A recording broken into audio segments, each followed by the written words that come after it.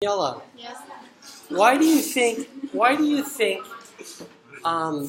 when Richard was running, Bruce and Flash were running, why does their pulse rate go up? Why does their heart rate go up? Why are they breathing hard? What's going on? What's the body trying to do to maintain homeostasis? What's happening here with this lab? Because you're running hard, you're using a lot of energy, so you need more oxygen into your red blood cells and then your other cells. So you will breathe faster. Why do you need more oxygen in your blood cells? Why do you get oxygen to the cells? What's the purpose of the oxygenated cells? So you can burn sugar and make energy. Cellular respiration. Exactly. So what else happens besides the pulse rate goes up and the heart rate goes up? They get tired. They get tired. So if they run really fast for a long time, what's going to happen? Are they going to get into oxygen debt or not? What happens in oxygen debt? Instead of going to the Krebs cycle, they go to lactic acid fermentation. So you can only do glycolysis and you make pyruvic acid. Instead of converting that into NADs and fats, you're going to convert it into lactic acid. What does lactic acid feel like in your muscles the next day after you work out? What does it feel like in your muscles if you worked out and you have a lot of the muscles get what? Sore and stiff. So does that help you run faster?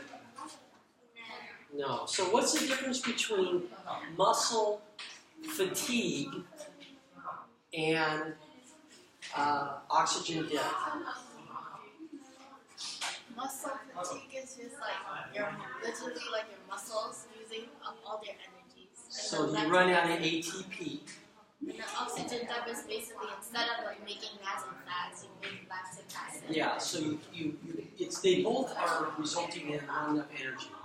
But muscle fatigue is actually you run out of glycogen stores, you run out of sugar, you run out of energy, and so you have not enough energy to keep going because the muscles start performing at lower level. So what did you guys learn from this lab? Did you guys learn anything? Or you guys are just having fun? Running. Making pictures of each other. What did you learn? What was the difference between when you were laying down, sitting, and standing in the pulse rate? Did you notice any correlation between that? Flash.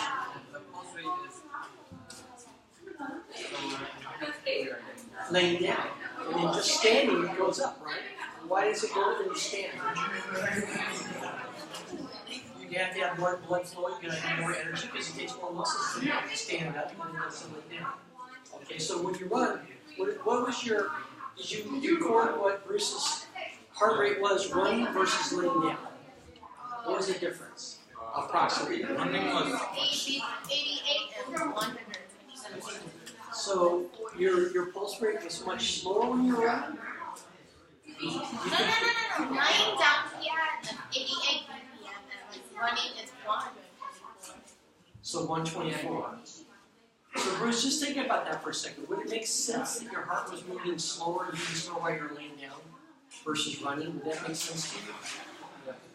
It makes sense that your heart would be slower. Do you hear what I'm saying? Yeah. Laying down. It would be slower laying down than it would be running. Your heart would be pumping slower. Yeah. If I was laying down, it would be slower. Okay, good. So when you were running, it was much faster. And why was it much faster? Because I was using my body. Yeah, so you're using your muscles. So what did you need when you're using your muscles? Energy. So you needed to pump the blood so you could get oxygen cells. And what does oxygen do in the cell? It creates ATP. And how does it do that? It burns sugar. It burns sugar. Okay, I'll stop bugging you guys. Good job. Excellent lab. Let me go bug some other people, okay? Good job. Hello, ladies. I'm going to ask you some questions when Thury's done taking your pulse. I don't mean to interrupt you. And you don't want to take it with your thumb because it's inaccurate. You always want to use your fingertips because your thumb actually has its own pulse. So it says right in this paper. Yeah. So you always want to use your index finger and your middle finger. It's better for taking pulses. Okay.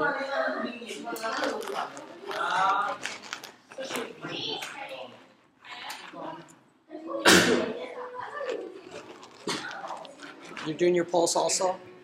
Okay, good. You guys are doing it for 30 seconds? Is this like, Mm-hmm. is this like 30 seconds before you hold your breath, 30 seconds after? Okay. I did like during Okay, your breath. before holding your breath, just normal breathing. Okay, Is and it for then 1 and then minute? immediately after you hold your breath. Is it 1 minute? For each? So I timed yeah, it you by- could do it times 1 minute because it would be, you just times it by 1 then, because it'd be more accurate. The longer you do the pulse, the more accurate it is. Okay? So we can either do the pulse here or here. Yeah, depending on what's more comfortable for you to take it. So, what did you guys learn when you're correlating, like laying down versus standing up? Was there a difference in pulse on you guys? No. I know how to do it. Not much? Like the running. Oh, the standing was like my standing was lower than the lying down. Your standing was lower than lying down? You know what that actually means? That means you're really stressed out right now. Your standing should be faster than laying down. But there's something we haven't studied yet. It's called the adrenal gland. And the adrenal gland gets too kind of cooked, too overused, then you will actually, it'll slow down, which is not good. Hey, do you ever get dizzy if you stand up real fast? I black out. It starts to get like the room starts to get dark. It just becomes dark. and Yeah, it you becomes dark. girls are too stressed out. You gotta get more rest. You gotta stop stressing out about school so much because your adrenal glands aren't functioning properly. But we'll get into that. I'm sorry, that's more advanced stuff. We'll get into some other class. Some it happens like twice a day. Yeah, you need to salt your food and raise your blood pressure. Your blood pressure is too low. Your blood pressure is probably 90/60 or less than that. Have you had your blood pressure taken? Yeah, it's always low. Yeah, you need to get some healthy sea salt and salt your food to raise your blood pressure. You're getting posture-related hypotension. So instead of normally when you lay down and you stand up, your heart rate goes up and your pulse goes up and your blood pressure goes up. You're gonna put it on me because you guys don't want to be in the front. So when you're laying down, your body's very relaxed. But when you stand up, there's a lot more pressure because of gravity forcing your blood to your feet. But you need the blood up to your head or you'll start to pass out. So if your blood pressure is too low and your adrenal gland's kind of overcooked, it's what we call adrenal fatigue, then that will happen. So the best thing to do is to get some high quality like Himalayan sea salt or some type of sea salt. Or I use potassium chloride because you get a lot of sodium anyways in your diet. But get some sea salt that's good and salt your food more. That'll raise your blood pressure. That'll help a little bit. And the main thing is you get the adrenal glands to heal by taking B5, pantothenic acid, B6, pyridoxal phosphate. So you need to eat more green leafy vegetables or some more brown rice. All your favorite foods, right? No. Those are your favorite foods. I hate vegetables. You know, when I was a kid, I never ate vegetables, but I'm an old guy now, so I eat lots of vegetables. I know it's good for you. But I don't love them, but I've gotten where I like them more now. I actually like vegetables, where I didn't like them when I was young. But when I was young, I ate nothing but grain, which is bad for you anyways. Meat. Cereal and stuff like that. Okay, so I want to ask you guys a couple more questions. I got to put this on you guys. I know you guys don't want to be filmed, but it's all right. So let me ask these two young ladies. So when you're standing, your blood pressure should go up. Yours is not going down. We talked about that. So when you're running, did your pulse rate go up? Why did your pulse rate go up when you were running? Because you're breathing. Because If your body's trying to maintain balance or homeostasis, why would it need you to breathe more, and why would your heart rate need to go up when you're running? you need to burn sugar with ATP, so you need to produce more ATP, so you need to take in more oxygen, which means your pulse has to go higher. Okay, so why does oxygen, breathing more oxygen and pumping more blood, how does that make you make more ATP? Let me ask one at a time. Okay, so if your body senses that it needs more energy, why does increasing the heart rate and breathing, why does that help you make, how does that help you make more ATP? Is it glycogen? Well, your glycogen stores get burnt up. Yeah. So what does your body do with the oxygen and with the sugar once you pump it to the cell? Oxygen and sugar to the cell, what does it do with it to make energy? It burns glucose. It burns the glucose, it burns the sugar. And what's that process called, Theory? Please put down your thing. Oh, a teacher's going to see this. One teacher in Washington. She's, Who's going to see this? a teacher in Washington. She's 7 years old. She's really nice. She's taught for many years. She's a principal. She's a neat lady. She's very She's hearing respectful. us right now. You're talking about. No, not right now. It's a video. She's only going to watch it for a few minutes. She's just evaluating it. It's not a big deal. Just a lady's going to see it. Nice lady. That's all. So why? What? So Theory, what? How do we make energy? How do we make energy? Yeah, by pumping sugar and oxygen to the cell. What does the body do to make sugar out of that? What does the body do? How does it goes make through sugar? the electron transfer chain. Okay, but what are all the? You don't have to tell me all the steps. Don't get detailed. Just in a general way. What are the three processes that we use to make energy? The three most important processes. The first one, glycolysis. Second one, And what does glycolysis make? What are the end products of like glycolysis? 3 pyruvic acids, and then we also make like A couple ATP, right? like Yeah. 2. Yeah, you make 4, but it takes 2 to convert the pyruvic. Net is 2. Okay, so then what's the next step? Then the Krebs cycle. And what does that do with the pyruvic acid? What does it make? NADH. NADH and FADH. Beautiful. And then where does that go? Goes to the Electron transfer chain. And what happens in, okay, Rachel, you can be in here. What happens in the electron transfer chain? I forgot. I only remember it makes 30 ATP. It makes 34 ATP. Okay, so does anybody remember the rap video that I had you guys learn? Yeah. So, do you remember any parts of the rap video? What was it doing? It creates a... It's a nice Okay, lady. it creates a proton gradient. We have a negative charge on one side and a positive charge on one side. How does it do that? A proton gradient. It creates it like a battery. A battery has a positive side and negative side, remember? Yeah. Oh, Diffusion. it pumps the protons. It pumps the protons up. And then Is it the thing? Oh, what is that? tell me about it. This thing. In English, in English. I do remember it. You do remember it. Do you remember it? You don't remember it? Okay. So the only way the protons can escape is the enzyme and the protein ATPase to use electron energy to convert ADP to ADP and P. Yeah. Okay. So the protons, the only way they can escape is come back down that channel, and then an enzyme ATP synthase, and it turns that little wheel, and it forces the phosphate back on the ADP to make ATP. It forces it back on because it can't escape. It just goes through there, and that's what it has to do.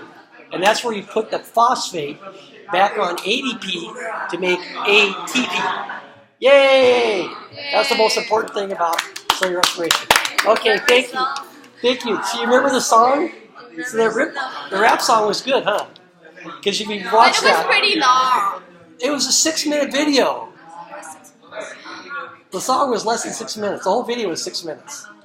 But if you could remember it. I only sang, I didn't really sing, but I muttered the last line of it. So even the last line tells you what's going on, right? Are the air cons broken? Yes, they're trying to fix the air conditioning. It's 101 today. We're in Yangon. Yay!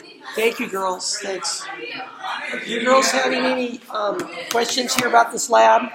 Are you already working on your second part? Well, you have to answer the questions. Okay. These questions here, 1 through 8, you're working. Okay. We'll finish the stuff. You can answer the questions at home and bring it back to get credit for it. Did you ladies have any questions about the lab, what we're doing? Why is the purpose of the lab? No. I have it. You're not going to do caffeine. We're skipping that. You have to do holding breath. You need to hold the breath. Yeah. What, Rose? What's the problem? Yes. Why do we do this lab? Okay, we're trying to see. Good question. We're trying to see how the body maintains balance or homeostasis. And we're trying to compare laying down versus standing up and sitting versus holding your breath versus running. So what do you think happens? Let me borrow a stool or get something to say. What do you think happens? What did you notice when you ran versus when you laid down? What was the difference in your pulse? Was it faster running or slower running? Faster. Running is faster. Why do you think it was faster? Because our movement, our moving, and we have like the movement body blood and start to move through all of our body. Yeah, so you're right, you're moving. So what happens to the energy in the body that's stored in the glycogen in your muscles when you're running? You use it up. You use it up. So what does your body do to make more energy? Remember there's a thing called the mitochondria? ATP thing. Yeah, the ATP thing. And you make new energy, right? So why does pumping oxygen to the cell and pumping sugar to the cell, why does that help your body make energy? There's 3 steps in it. Do you remember those steps, Flora? You have to burn sugar. So how do you burn? Okay, so Rose and Flora, how do you burn sugar? What are the 3 steps you use to burn sugar in the mitochondria and outside the mitochondria in the cytoplasm? You forgot. It's so important. Do you remember Rose? Glycolysis. And what do you make in glycolysis? Well, you make 4 ATP, but it takes 2 ATP to convert pyruvate into pyruvic acid. So the net result's 2 ATP and 3 pyruvic. And then the pyruvic go to what's the next step called? There's 3 steps. Krebs cycle. The Krebs cycle. So what do you make in the Krebs cycle out of the pyruvic? ATP. A couple ATP, but mostly what do you make? NADs and FADs. Good job, Lynn. Good job. NADs and FADs. And then they go to the electron transfer chain. And what does the electron transfer chain do?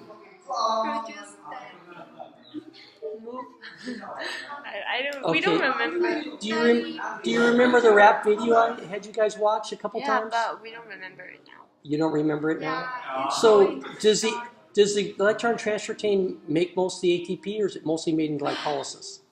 Electron transfer chain. It makes most. It makes a 34 net in a perfect world. It makes 34 ATP. Okay. So how does it make the ATP?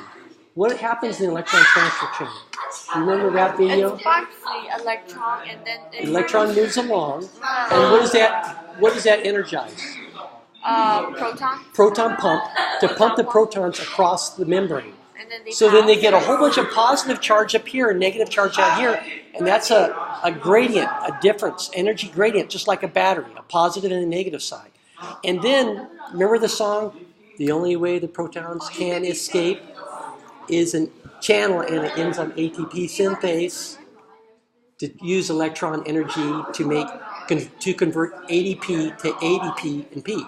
Remember that? Remember that part of the song? That's the last part of the song, right? So what does the protons do? They come down what channel? ATP synthase channel. They use ATP, and then what do they turn?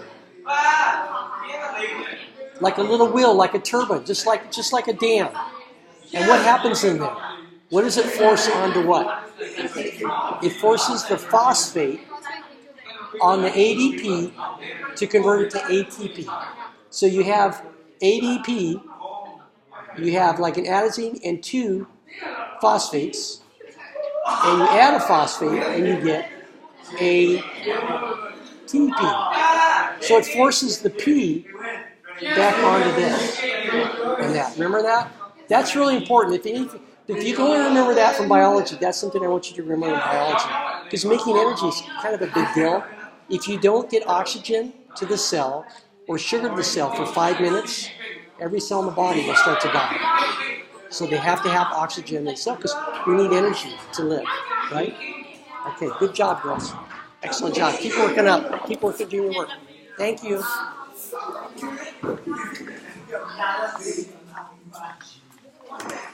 very much.